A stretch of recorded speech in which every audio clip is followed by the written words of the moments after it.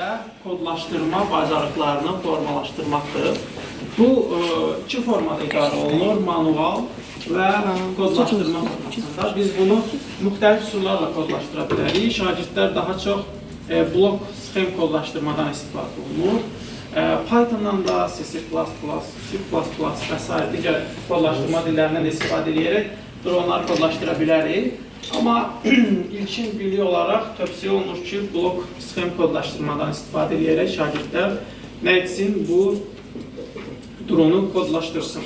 Yəni siz Arduino'da öyrənmişsiniz də, C proqramlaşdırma dilindən istifadə etmişsiniz orada, elə deyil mi uşaqlar? Kodun ekrana yansıması, yəni həmən o C proqramlaşdırma dili siz onun üçün drone üçün də istifadə edə bilərsiniz, amma daha sadə olsun deyə biz nədən istifadə edirik? Blok tipli proqramlaşdırmada. Ümumiyyətlə, bilirik də proqramlaşdırma ilə maraqlananlar, proqramlaşdırmanın növləri var. Var blok tipli, C, Python, PyCharm, yəni və s. və ilaxır. Biz hal-hazırda manual idarə edəcəyik. Manual, yəni necə evdə hər biriniz pultlu maşınlar necə idarə edirsiniz? İrəli, geri, sağa, sola. Yəni burada da biz manual idarə etməyi sizə göstərəcəyik.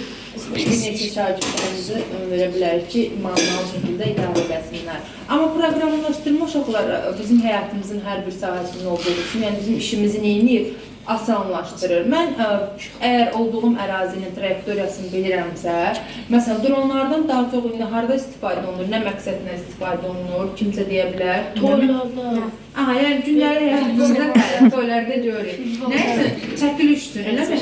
Onları siz görmüsünüz ki, məsələn, kimsə əlinə pultola düşür, dronun arxasında ki, sağı çəkim, solu çəkim, xeyr. Necə olur? Onlar avtomatik bir dövrə üzrə hərəkət edirlər. Deməli, burada nə baş verir? Onu proqramlayıblar ki, məsələn, bu qədər ölçüdə irəli, sağa, sola, yəni məsafəni dəqiq drona proqramını veriblər və dron avtomatik olaraq həmən proqram üzrə hərəkət edir. Yəni, burada qeyri-adi bir şey yox. Sadəcə proqramlaşdırıblar və işlərini asanlaşdırıblar. Onun artıq hərəkət eləmir də. Hə, onun artıq hərəkət eləmir. Yəni, biz nə proqram vermişiksə ona, belə Lorda dildəsi, bizim ona verdiyimiz proqram onun əmridir. Biz ona nə əmr vermişiksə, o əmr üzrə icra edir. Yəni, görürsünüz də, necə olardı? Kimsə əlinə pult alıb dronun arxasını üstüsə həm görüntü kirliliyi olar, həm iş çətinliyi olar.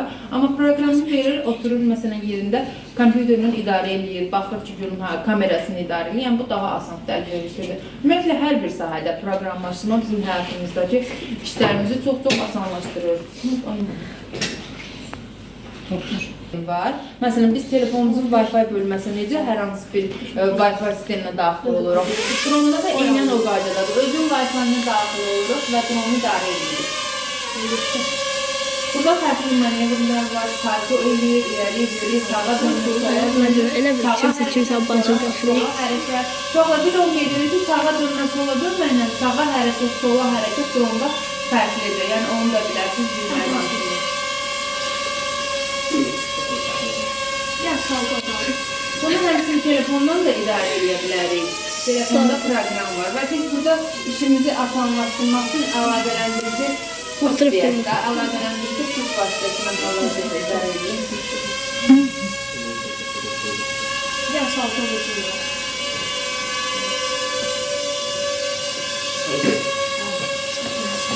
Tamam, ilk dəfə olma, bakalım, drone hərəkət edelim.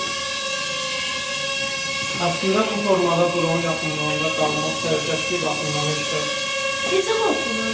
Baxılır. yaxşı olur qalmaq. Bateriyasının düzgün yuvası var, orada zərətçəyə qoyuruq. Salto üstü. Gəl də bax.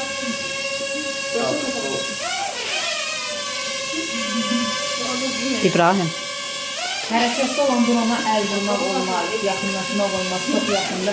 Şimdi tərləri tapdığınızda gözünüzə çıxaq, gözünüzə yəni təsir edəcək. O durandaylar o divara da dəyəndə